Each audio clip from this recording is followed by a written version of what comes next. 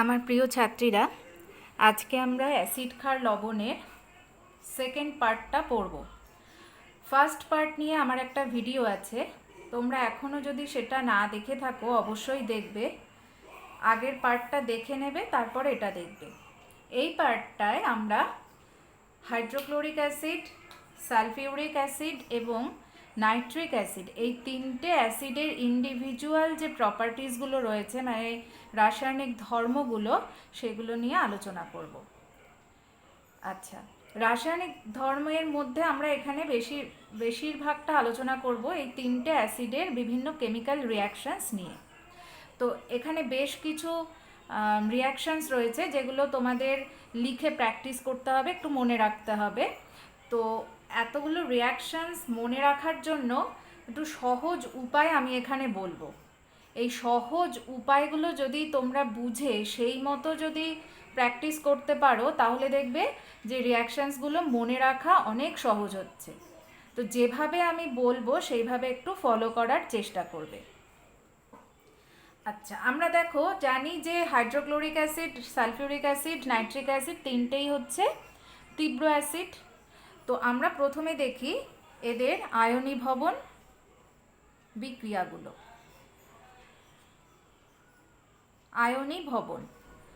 আয়নীভবনের মধ্যে আমরা ফার্স্টে দেখব HCl। HCl এর আয়নীভবন কিভাবে হয়? HCl H প্লাস আর Cl মাইনাস।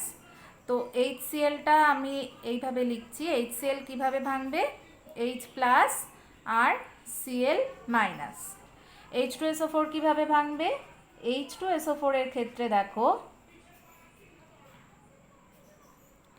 H2SO4 এর এখানে 2H plus plus SO4 2 minus. H2SO4 এ দুটো হাইড্রোজেন রয়েছে, সেই জন্য দুটো H প্লাস আয়ন তৈরি হবে। আর নাইট্রিক অ্যাসিডের ক্ষেত্রে কি হবে? HNO3 H প্লাস আর NO3 মাইনাস। ঠিক আছে, তাহলে আয়নীভবন বিক্রিয়াগুলো তোমরা ভালো করে এগুলো বুঝে রাখবে। আচ্ছা, সেকেন্ড হচ্ছে কি? সেকেন্ড হচ্ছে ক্ষারের সাথে বিক্রিয়া, ক্ষারের সাথে বা ক্ষারকের সাথে বিক্রিয়া।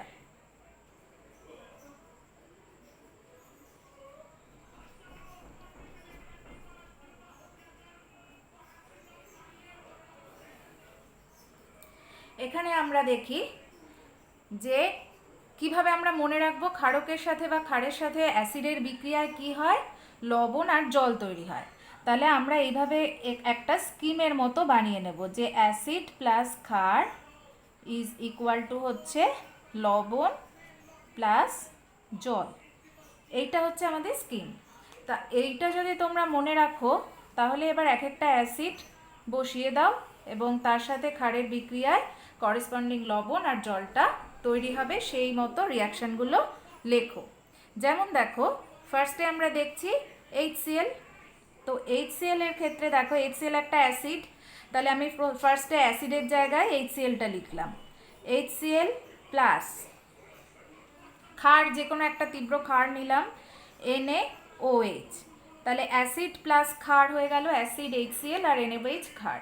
তো লবণ আর জল তৈরি হবে। এখানে যেহেতু HCl নিয়েছি, তাহলে লবণ যেটা তৈরি হবে সেটা কি লবণ তৈরি হবে? একটা ক্লোরাইড লবণ তৈরি হবে। তাহলে HCl plus NaOH equal to হচ্ছে NaCl প্লাস জল। তাহলে এই স্কিমটায় আমরা এই রিয়াকশানটা, মানে এই অ্যাসিডের জায়গায় HCl বসালাম এবং NaOH একটা ক্ষার নিয়েছি, তাহলে এই স্কিম অনুযায়ী এই রিয়াকশানটা আমরা পেয়ে গেলাম। লবণ হচ্ছে NaCl আর জল যেরকম জল হয় সেই জল। আচ্ছা, এটা হচ্ছে HCl। এইবারে দেখছি H2SO4। এইবার H2SO4 এ দেখো যেহেতু দুটো H প্লাস আয়ন আছে, সেই জন্য H2SO4 এর ক্ষেত্রে ক্ষারের সাথে বিক্রিয়ায় দুরকম লবণ তৈরি হবে। কিভাবে তৈরি হবে আগে দেখি। আচ্ছা, H2SO4 প্লাস NaOH, আগে রিয়াকশান দুটো লিখে নিচ্ছি, তারপর আমি বুঝিয়ে দিচ্ছি। একবার হবে সোডিয়াম বাইসালফেট লবণ আর জল, আরেকটা ক্ষেত্রে হবে H2SO4 plus NaOH is equal to Na2SO4, এখানে 2 NaOH লাগবে, Na2SO4 plus 2H2O। এখানে দেখো দুরকম লবণ কেন তৈরি হলো। H2SO4 আর NaOH এর বিক্রিয়ায় আমরা জানি কি ধাতু দ্বারা অ্যাসিডের হাইড্রোজেনগুলো প্রতিস্থাপিত হতে পারে, তাই তো? এটা আমি আগের ভিডিওটাতে আগের পার্টটায় খুব ভালো করে বুঝিয়ে দিয়েছিলাম যে প্রতিস্থাপিত হওয়ার মানে হচ্ছে ধাতু, এই যে সোডিয়াম হাইড্রোক্সাইড ক্ষারের যে ধাতব মূলকটা সোডিয়াম, সেটা এসে কি করে না অ্যাসিড থেকে হাইড্রোজেনটাকে সরিয়ে দিয়ে হাইড্রোজেনের জায়গায় বসে। এই NaOH এর সাথে HCl এর বিক্রিয়ায় যেমন সোডিয়ামটা এই হাইড্রোজেনটাকে সরিয়ে দিল, সরিয়ে Cl এর পাশে গিয়ে বসলো বলেই তো আমরা NaClটা পেলাম। আচ্ছা, এবার H2SO4 এর ক্ষেত্রে দুটো হাইড্রোজেন আয়ন আছে, তাহলে একবার সোডিয়াম আয়নটা যদি দুটো হাইড্রোজেনের মধ্যে একটা হাইড্রোজেনকে প্রতিস্থাপিত করে, দুটো হাইড্রোজেন আয়নের মধ্যে যদি একটা আয়নকে প্রতিস্থাপিত করে, তাহলে কি আরেকটা H+ এখানে রয়ে গেল, আর যে H+টা বেরিয়ে গেল সেই H+টাই এই OH- এর সাথে যুক্ত হয়ে জল তৈরি করলো। আর সোডিয়াম একটা হাইড্রোজেনের জায়গায় বসলো এবং অলরেডি ওখানে কিন্তু আরেকটা হাইড্রোজেন বসে রয়েছে, তাহলে আমরা কি লবণ পেলাম? NaHSO4, sodium bisulphate. তাহলে দুটো হাইড্রোজেনের মধ্যে সোডিয়াম মূলকটা কি করলো? একটা হাইড্রোজেনকে প্রতিস্থাপিত করলো, তার ফলে আমরা সোডিয়াম বাইসালফেট লবণটা পেলাম। আর এই ক্ষেত্রে সেকেন্ড কেসে কি হচ্ছে, H2SO4 এর সাথে সোডিয়াম হাইড্রোক্সাইডের বিক্রিয়া, এখানে 2 অণু সোডিয়াম হাইড্রোক্সাইড আমরা নিয়েছি, এখানে কি হচ্ছে সোডিয়াম মূলকটা দুটো হাইড্রোজেনকেই প্রতিস্থাপিত করে দিয়েছে, মানে দুটো হাইড্রোজেনকেই সরিয়ে দিয়েছে, দিয়ে দুটো সোডিয়াম পরমাণু এখানে বসে গেছে। তাহলে আমরা Na2SO4 পেলাম, আর দুটো H+ বেরিয়ে গেছে, আর এখানে দুটো OH- রয়েছে, তাহলে 2H2O তৈরি হলো, 2 অণু জল তৈরি হলো। তাহলে আরেকবার বলছি, এক ক্ষেত্রে প্রথম ক্ষেত্রে কি হচ্ছে, সোডিয়াম মূলকটা দুটো হাইড্রোজেনের একটাকে প্রতিস্থাপিত করেছে এবং আরেকটা হাইড্রোজেন ছিল যেরকম সেরকমই এখানে রয়ে গেছে, তাহলে এখানে সোডিয়াম এই যে হাইড্রোজেনটা, যেটা আগের হাইড্রোজেনটা যেটা ছিল অলরেডি সেইটাই আর একটা হাইড্রোজেনকে সোডিয়াম প্রতিস্থাপিত করেছে। তাহলে এক্ষেত্রে সোডিয়াম বাইসালফেট NaHSO4 লবণটা পাওয়া গেল। আর আরেক ক্ষেত্রে দুটো হাইড্রোজেনকেই দুটো সোডিয়াম পরমাণু এসে প্রতিস্থাপিত করে দিয়েছে, তাহলে Na2SO4, এখানে কোনো হাইড্রোজেন আর নেই, দুটো হাইড্রোজেনই চলে গেছে, তাহলে সোডিয়াম সালফেট আর জল তৈরি হয়েছে। ঠিক আছে, তাই এই ক্ষেত্রে দু রকম লবণ আমরা পেয়েছি। এবার 3 নম্বর হচ্ছে HNO3। HNO3 এর ক্ষেত্রে আমরা কি পাবো? HNO3 অ্যাসিড প্লাস NaOH ক্ষার ইজ ইকুয়াল টু হচ্ছে, এখানে আমরা সোডিয়াম নাইট্রেট পাবো, এখানে NO3- রয়েছে হাইড্রোজেন প্লাসের সাথে, তাহলে আমরা যে লবণটা পাবো তার মধ্যে নাইট্রেট আয়নটা থাকবে, তাহলে আমরা এখানে পাবো কি সোডিয়াম নাইট্রেট প্লাস জল। তাহলে আশা করি বুঝতে পেরেছো ফার্স্ট মানে ক্ষারের সাথে বিক্রিয়ার যে স্কিমটা এবং সেই স্কিম অনুযায়ী রিয়াকশানসগুলো। এইবারে হচ্ছে কি, এইবারে হচ্ছে ধাতব কার্বনেট এবং বাইকার্বনেট মানে HCO3-, ধাতব কার্বনেট এবং বাইকার্বনেট এর সঙ্গে বিক্রিয়া অ্যাসিডের। এই বিক্রিয়ার স্কিমটা কি হবে? এই বিক্রিয়ার স্কিমটা হবে যে এই ধাতব কার্বনেট এবং বাইকার্বনেট, এখানে লিখছি ধাতব কার্বনেট বা বাইকার্বনেট, এটার সঙ্গে অ্যাসিডের বিক্রিয়ায়, তাহলে plus acid is equal to হচ্ছে লবণ প্লাস CO2 প্লাস H2O। এটা হচ্ছে আমাদের স্কিমটা। তাহলে কি হবে, ধাতব কার্বনেট এবং বাইকার্বনেটের সাথে অ্যাসিডের বিক্রিয়ায় আমরা পাবো কি, লবণ পাবো, যে অ্যাসিডটা নিয়েছি তার করেসপন্ডিং লবণটা পাবো, কার্বন ডাই অক্সাইড পাবো এবং জল পাবো।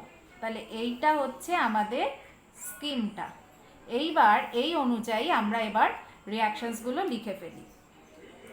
ফার্স্ট হচ্ছে কি HCl, তাহলে HCl এর সঙ্গে যদি বিক্রিয়া লিখি তাহলে দেখো সোডিয়াম কার্বনেট নিলাম, ধাতব কার্বনেট কি সোডিয়াম কার্বনেট নিলাম, সোডিয়াম কার্বনেট প্লাস একটা 2HCl লাগবে এখানে, ইকুয়াল টু হচ্ছে এই হচ্ছে লবণ 2NaCl প্লাস CO2 প্লাস হচ্ছে জল। তাহলে ধাতব কার্বনেট নিয়ে নিয়েছি সোডিয়াম কার্বনেট, তার সঙ্গে অ্যাসিড নিয়েছি একটু HCl, তবে সেটাকে ব্যালেন্স করবে যখন তখনই বুঝবে এখানে 2 অণু HCl লাগছে। তাহলে লবণ পাবো এখানে সোডিয়াম ক্লোরাইড লবণ আর কার্বন ডাই অক্সাইড জল। আর যদি এটা হলো ধাতব কার্বনেট, আর যদি বাইকার্বনেট নেওয়া হয় তাহলে কি হবে sodium bicarbonate NaHCO3 plus HCl is equal to পেলাম এখানেও লবণ পাবো NaCl প্লাস CO2 প্লাস জল। ঠিক আছে, তাহলে এই হচ্ছে HCl এর সাথে ধাতব কার্বনেটের বা বাইকার্বনেটের বিক্রিয়া। স্কিম অনুযায়ী লিখেছি কিন্তু দেখো এইভাবে লিখলে খুব মনে রাখতে সহজ হবে, না হলে একটু অসুবিধা হবে, কিন্তু এই মুখস্থ করে করে লিখলে একদম মনে রাখতে অসুবিধা হবে। এই স্কিমটা আগে মনে রাখবে, সেই অনুযায়ী রিয়াকশানসগুলোকে ফেলবে, তারপর ব্যালেন্স করবে, দেখবে একদম হয়ে গেছে। এবার H2SO4 লিখছি। H2SO4 এর ক্ষেত্রেও একই রকম হবে Na2CO3 plus H2SO4 is equal to লবণ Na2SO4 plus CO2 plus H2O। আর বাইকার্বনেট হচ্ছে NaHCO3 plus H2SO4 equal to Na2SO4 মানে এখানে দুটো NaH লাগবে, এই NaHCO3 লাগবে, Na2SO4 প্লাস এখানে 2CO2 প্লাস 2H2O। আরেকটা কি, আরেকটা হচ্ছে HNO3। HNO3 এর ক্ষেত্রে লিখে নাও Na2CO3 plus HNO3 is equal to হচ্ছে 2Na2CO3 আছে, তার মানে এখানে 2NaNO3 হবে, 2NaNO3 plus CO2 plus H2O, তাহলে এখানে 2HNO3 হবে। আর একটা হচ্ছে কি সোডিয়াম বাইকার্বনেট, তাহলে NaHCO3 প্লাস HNO3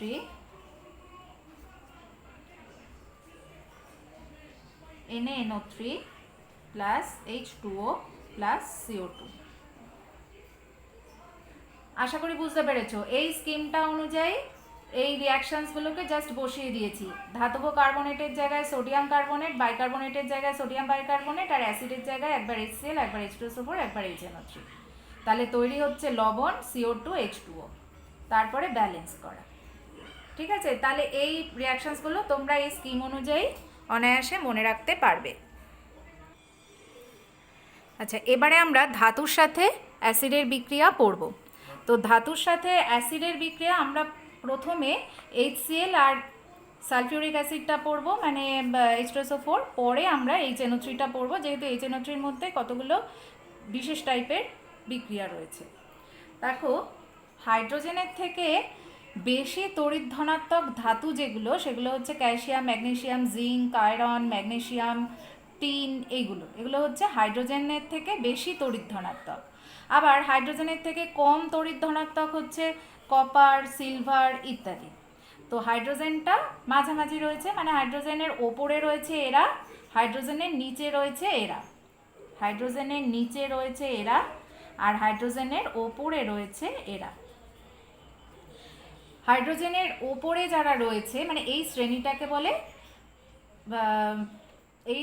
শ্রেণীটাকে বলে সক্রিয়তা শ্রেণী, মানে ধাতুর যে সক্রিয়তা শ্রেণী সেটা। তো আরেকবার বলছি, দেখো, calcium, magnesium, zinc, iron, magnesium, tin, এগুলো হাইড্রোজেনের ওপরে রয়েছে, আর হাইড্রোজেনের নিচে রয়েছে কপার, সিলভার, এরা। তো হাইড্রোজেনের ওপরে যে ধাতুগুলো থাকে সেগুলো হাইড্রোজেনের থেকে বেশি তড়িৎ ধনাত্মক হয়। তো এই যে ধাতুগুলো, এই ধাতুগুলোর সঙ্গে লৌহ অ্যাসিডের বিক্রিয়ায় কি তৈরি হয়? লবণ আর হাইড্রোজেন গ্যাস। তাহলে আমরা স্কিমটা আবার লিখে ফেলি। তাহলে ম্যাগনেসিয়াম, জিঙ্ক, আয়রন, এই যে ধাতুগুলো, ম্যাগনেসিয়াম, জিঙ্ক, আয়রন, এই ধাতুগুলোর সঙ্গে লৌহ অ্যাসিডের বিক্রিয়ায়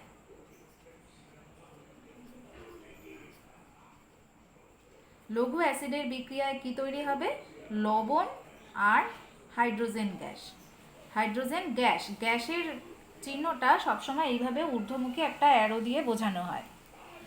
আচ্ছা, এইটা হচ্ছে আমাদের স্কিম। কারণ গ্যাসকে তো আমরা কোনো পাত্রে আবদ্ধ রাখতে পারি না, গ্যাস তো মানে চারদিকে ছড়িয়ে পড়ে, সেই জন্য উপরে একটা এই ঊর্ধ্বমুখী অ্যারো দিয়ে আমরা এই গ্যাসটাকে বোঝাই যে এটা হাইড্রোজেন গ্যাস তৈরি হয়েছে। তো এইটা হচ্ছে আমাদের স্কিম। এইবার আমরা স্কিমটায় ফেলি। যদি HCl নিই, এখানে HCl নিলাম, তাহলে HCl এর যে বিক্রিয়াগুলো হবে সেগুলো কি হবে? ধরো Mg প্লাস HCl, তাহলে কি তৈরি হবে? MgCl2 plus H2। ঠিক আছে, ক্যালসিয়াম প্লাস 2HCl, তাহলে কি তৈরি হবে? Calcium CaCl2, calcium chloride plus H2। তাহলে হাইড্রোজেন গ্যাস তৈরি হচ্ছে আর করেসপন্ডিং লবণটা তৈরি হচ্ছে। আর সালফিউরিক অ্যাসিডের ক্ষেত্রে যদি দেখি তাহলে কি হবে? সালফিউরিক অ্যাসিডের ক্ষেত্রে ধরো ম্যাগনেসিয়াম প্লাস H2SO4 কি তৈরি হবে? MgSO4 plus hydrogen. সেরকম জিঙ্ক প্লাস H2SO4 কি তৈরি হবে? জিঙ্ক SO4 মানে জিঙ্ক সালফেট প্লাস H2। তো এইভাবে আরেকটা দেখি, Fe আয়রন প্লাস H2SO4 কি তৈরি হবে? FeSO4 plus H2।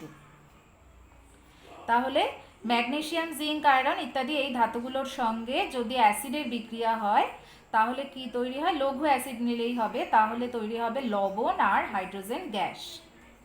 এইবার দেখো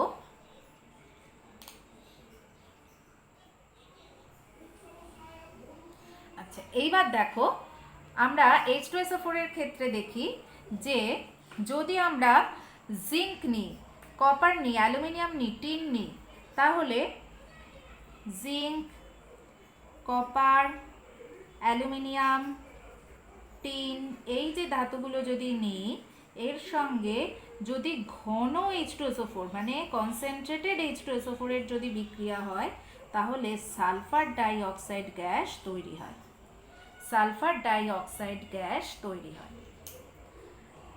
এইবার এটার কতগুলো এক্সাম্পল দেখাই। যেমন ধরো কপার প্লাস H2SO4 কি তৈরি হবে? Copper sulphate CuSO4 plus SO2 plus H2O। আবার যদি দেখাই জিঙ্ক প্লাস H2SO4, এখানে কিন্তু কনসেন্ট্রেটেড নিয়েছি আর এইটা কি ছিল? এটা লঘু, জিঙ্ক প্লাস H2SO4, তাহলে কি তৈরি হবে? Zinc SO4 plus SO2, zinc SO4 plus SO2 plus H2O। তাহলে এটা মনে রেখো, জিঙ্কের সাথে লঘু H2SO4 এর বিক্রিয়ায় তৈরি হচ্ছে হাইড্রোজেন গ্যাস আর জিঙ্ক সালফেট, আর জিঙ্কের সাথে ঘন H2SO4 এর বিক্রিয়া কিন্তু zinc sulphate plus sulphur dioxide plus জল। ওকে, আচ্ছা এইবার এগুলো তাহলে মনে রাখবে। আচ্ছা, আরেকটা কি, সালফিউরিক অ্যাসিডের ক্ষেত্রে আয়রন, সিলভার, লেড, তারপর গোল্ড এগুলোর সাথে কনসেন্ট্রেটেড H2SO4 এর কোনো বিক্রিয়া হয় না। তাহলে কি কি বললাম? Iron, silver, lead, gold, gold মানে Au সোনা যেটা, এদের সাথে কনসেন্ট্রেটেড H2SO4 এর কোনো বিক্রিয়া হয় না, মানে প্লাস কনসেন্ট্রেটেড মানে ঘন। ঠিক আছে, কনসেন্ট্রেটেড মানে ঘন, H2SO4 এর কিন্তু কোনো বিক্রিয়া হয় না। এবং এই জন্যই লোহার পাত্রে কনসেন্ট্রেটেড H2SO4 কে রাখা হয়, কারণ লোহার পাত্রে যদি রাখা হয়, লোহার সঙ্গে তো কনসেন্ট্রেটেড H2SO4 কোনো বিক্রিয়া হয় না, সুতরাং নিশ্চিন্তে রাখা যায়। ঠিক আছে। আচ্ছা, এবার হাইড্রোক্লোরিক অ্যাসিডের ক্ষেত্রে আসি। হাইড্রোক্লোরিক অ্যাসিডের প্রথমটা তো আমি বললাম যে লৌহ অ্যাসিডের সাথে বিক্রিয়ায় ক্লোরাইড লবণ আর হাইড্রোজেন গ্যাস তৈরি হচ্ছে। এছাড়া আর কি হতে পারে, কপার, সিলভার এদের সাথে কিন্তু HCl এর কোনো বিক্রিয়া হয় না। কপার, সিলভার এদের সাথে HCl এর কোনো বিক্রিয়া হয় না, সেই জন্য তামার পাত্রে বা সিলভারের পাত্রে HCl কে রাখা হয়। তাহলে তোমাদের কিন্তু যদি দেয় যে সিলভারের পাত্রে HCl রাখা হয় কেন, কিংবা লোহার পাত্রে কনসেন্ট্রেটেড H2SO4 রাখা হয় কেন, তাহলে কিন্তু এটাই উত্তর হবে যে কোনো বিক্রিয়া হয় না। ওই অ্যাসিডগুলোর সাথে সিলভারের সঙ্গে HCl এর বিক্রিয়া হয় না, আয়রনের সাথে কনসেন্ট্রেটেড H2SO4 এর বিক্রিয়া হয় না, সেই জন্য বিক্রিয়া হয় না বলেই ওই পাত্রে রাখা সম্ভব হয়। যদি বিক্রিয়া হয়ে যেত তাহলে ওই পাত্রটায় রাখাই যেত না, তাহলে তো অন্য কিছু তৈরি হয়ে যেত। অ্যাসিডটা যেটা আমার রাখার উদ্দেশ্য, অ্যাসিডটাই আর থাকতো না, তাই না? অ্যাসিডটা ওই ধাতুগুলোর সাথে বিক্রিয়া হয়ে অন্য পদার্থ তৈরি হয়ে যেত। যেহেতু বিক্রিয়া হয় না, সেই জন্য এই পাত্রে এই অ্যাসিডগুলোকে রাখা হয়। আর HCl এর ক্ষেত্রে আরেকটা ইম্পর্টেন্ট রিয়াকশান, সেটা একটু মনে রাখবে, সেটা হচ্ছে যে অ্যামোনিয়ার সাথে HCl এর বিক্রিয়ায় NH3+HCl এখানে কি তৈরি হয়, অ্যামোনিয়াম ক্লোরাইড NH4Cl তৈরি হয়। আচ্ছা, এখানে অ্যামোনিয়া গ্যাস, জি মানে হচ্ছে গ্যাস, ঠিক আছে, অ্যামোনিয়া গ্যাস, হাইড্রোজেন ক্লোরাইড, এটা HClটাকে আমরা গ্যাস হিসাবেই নিই, হাইড্রোজেন ক্লোরাইড গ্যাস। দুটো গ্যাসের বিক্রিয়ায় এখানে যে NH4Cl তৈরি হয় সেটা কিন্তু একটা সলিড পদার্থ তৈরি হয়। NH4Cl এখানে কিন্তু কঠিন। তাহলে এটা ইম্পর্টেন্ট কেন না, দুটো গ্যাসের বিক্রিয়ায় একটা সলিড পদার্থ তৈরি হওয়ার উদাহরণ। এবং অ্যামোনিয়ার সঙ্গে HCl এর বিক্রিয়ায় যে NH4Clটা তৈরি হয়, এটা একটা সাদা ধোঁয়ার মতন দেখায়। সাদা ধোঁয়া বলে কিন্তু এটা গ্যাসীয় পদার্থ না, এটা হচ্ছে কঠিন অ্যামোনিয়াম ক্লোরাইডের সূক্ষ্ম সূক্ষ্ম কণা, যেগুলো একসাথে হয়ে ওরকম সাদা ধোঁয়ার মতো দেখায়। আসলে এটা দুটো গ্যাসের বিক্রিয়ায় একটা কঠিন পদার্থ তৈরি হওয়ার উদাহরণ, সেই জন্য এটা একটা খুব ইম্পর্টেন্ট রিয়াকশন। এবারে আমরা ধাতুর সাথে নাইট্রিক অ্যাসিডের বিক্রিয়াটা পড়ব। দেখো, নাইট্রিক অ্যাসিড হচ্ছে একটা তীব্র একটা জারক পদার্থ। তাহলে নাইট্রিক অ্যাসিড ধাতুর সঙ্গে যখন বিক্রিয়া করবে, সেই ধাতুগুলো জারিত হয়ে যাবে। নাইট্রিক অ্যাসিড ওই ধাতুগুলোকে জারিত করে কি তৈরি করবে, ধাতব যে ধাতুটা নেওয়া হয়েছে সেই ধাতুর নাইট্রেট লবণ তৈরি হবে। আর কি হবে, আর নাইট্রিক অ্যাসিডের ঘনত্ব অনুযায়ী নাইট্রোজেন ডাইঅক্সাইড, নাইট্রিক অক্সাইড আর নাইট্রাস অক্সাইড তৈরি হবে।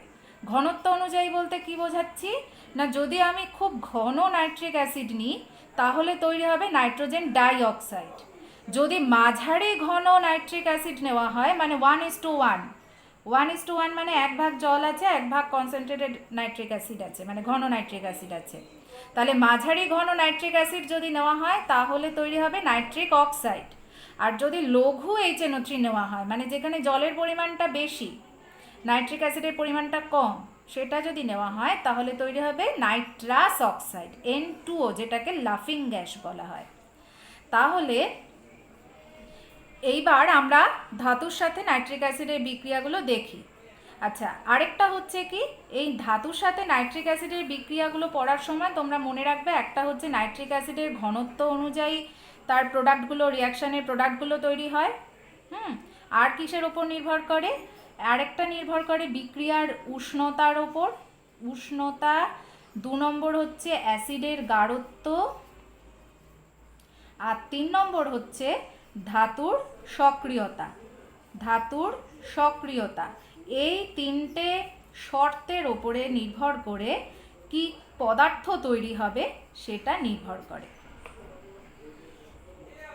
তাহলে এবার দেখো, কপারের সাথে যদি নাইট্রিক অ্যাসিডের বিক্রিয়া আমরা দেখি, তাহলে 1 নম্বর কপারের সাথে যদি গাঢ় এবং উত্তপ্ত, গাঢ় মানে হচ্ছে ঘন, উত্তপ্ত নাইট্রিক অ্যাসিড নেওয়া হয় তাহলে আমরা পাবো কিউপ্রিক নাইট্রেট, যেটা সবুজাভ বর্ণের হয়, এবং নাইট্রোজেন ডাইঅক্সাইড, যেটা বাদামি রঙের হয়, এবং জল। আচ্ছা, তারপর মধ্যম গাঢ় নাইট্রিক অ্যাসিড যদি নেওয়া হয় তাহলেও আমরা কিউপ্রিক নাইট্রেট পাবো, এখানে বর্ণহীন নাইট্রাস অক্সাইড পাবো, নাইট্রিক অক্সাইড পাবো, নাইট্রিক অক্সাইড পাবো NO। এই যেটা বললাম মাঝারি ঘন নাইট্রিক অ্যাসিড যদি নেওয়া হয় তাহলে আমরা নাইট্রিক অক্সাইড পাবো আর জল। আর যদি লঘু এবং শীতল যদি নাইট্রিক অ্যাসিড নেওয়া হয় তাহলে আমরা কিউপ্রিক নাইট্রেট পাবো এবং সঙ্গে N2O যেটা নাইট্রাস অক্সাইড সেটা এবং জল পাবো।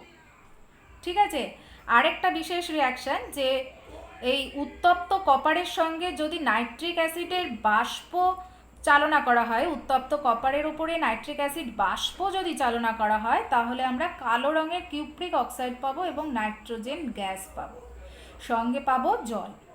তাহলে এই রিয়াকশানসগুলো তোমরা একটু লিখে লিখে প্র্যাকটিস করবে। এই জায়গাটা একটু মনে রাখবে যে ঘন নাইট্রিক অ্যাসিডের ক্ষেত্রে নাইট্রোজেন ডাইঅক্সাইড পাবো, মাঝারি ঘনর ক্ষেত্রে নাইট্রিক অক্সাইড এবং লঘু HNO3 ক্ষেত্রে নাইট্রাস অক্সাইড পাবো।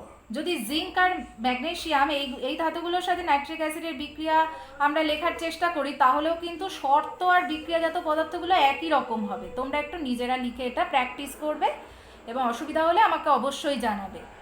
ঠিক আছে, আচ্ছা। আর আরেকটা কথা যেটা ইম্পর্টেন্ট সেটা একটু বলি, সেটা হচ্ছে যে যখন কোনো বিক্রিয়ায় যে বিক্রিয়াজাত পদার্থগুলো তৈরি হয় সেই বিক্রিয়াজাত পদার্থগুলোর যদি কোনো স্পেসিফিক কালার থাকে, রং থাকে, বা সলিড না লিকুইড না গ্যাস, বিশেষ করে গ্যাসীয় পদার্থগুলো কিন্তু একটু উল্লেখ করে দিতে হয়। যেমন দেখো এই যে কিউপ্রিক নাইট্রেট, এটার তলায় সবুজাভ কথাটা লিখে দেবে, সবুজাভ রঙের হয়। নাইট্রোজেন ডাইঅক্সাইড গ্যাস, এবার এটা কি রঙের হয়? বাদামি রঙের হয়, এই বাদামি কথাটা লিখে দেবে, বাদামি বর্ণের গ্যাস। সেরকম নাইট্রিক অক্সাইড বর্ণহীন, নাইট্রাস অক্সাইডও বর্ণহীন। ঠিক আছে, এগুলো আবার কালো রঙের কিউপ্রিক অক্সাইড, অর্থাৎ কিউপ্রিক অক্সাইডের তলায় এই কালো কথাটা লিখে দেবে এবং ভাষায় যখন লিখবে তখনও এই রঙগুলো এবং শর্তগুলো উল্লেখ করবে, কোথায় হিট লাগছে, এই যে উত্তপ্ত, তারপরে কনসেন্ট্রেটেড নাকি লঘু নাকি মধ্যম গাঢ়, এই যে শর্তগুলো এগুলো খুব ইম্পর্টেন্ট, এগুলোর ওপরে কিন্তু নাম্বার থাকে, সুতরাং এইগুলো উল্লেখ করবে। আচ্ছা, আরেকটা হচ্ছে জিঙ্ক আর ম্যাগনেসিয়ামের সাথে নাইট্রিক অ্যাসিডের বিক্রিয়াও একই রকম হবে বললাম।